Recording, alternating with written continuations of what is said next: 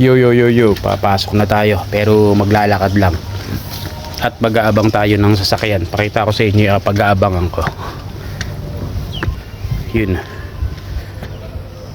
lalakarin natin hanggang dun sa dulo. Yun, dun tayo mag-aabang. Yun, sa dulo na yan mga bossing. Yan. Yun. Pinaglikuan na yun.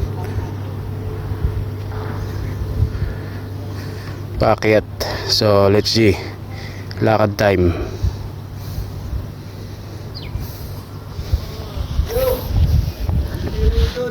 Yeah, I'm good. Yeah, man. Thanks God, I have not injury. Yeah, I feeling good now. Yeah, thanks. Yes, sir. Yeah, thanks.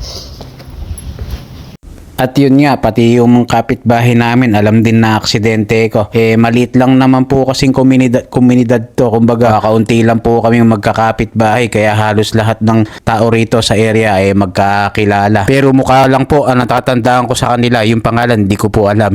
Basta nagkangitian sa daan, yun na yun. Bago nga po ako pumasok, nadaan nga po ako dun sa clinic. Dahil naiwan ko nga po yung aking helmet dun para kunin ko po. At eto na nga, malapit na ako dito sa clinic dahil naiwan ko nga po yung aking helmet.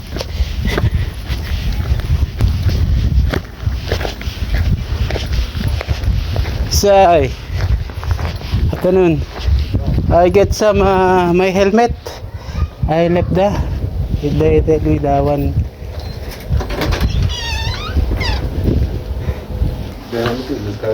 I'm sorry? Patient como say the helmet this is. What's his name? Roderick. Yes. Yes. Good afternoon, ma'am. You good? Yeah, I'm good now. Hold your foot. I'm good now. At eto na nga, nakakuha ko na yung helmet. Oh, tingnan, kupi-kupi yung aking helmet. Laking bagay din ang mga helmet At punta na tayo doon, sasakay na ako. Alright. Para pagka nagbike na ako, meron na ulit gagamitin. Yun medyo makulimlim ang panahon.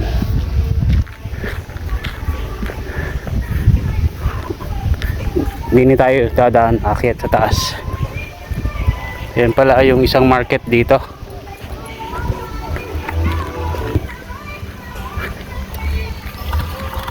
Alright, walking on the road. Ayan yung mga kambing dito, ayan dami yan, mga wild lang yan.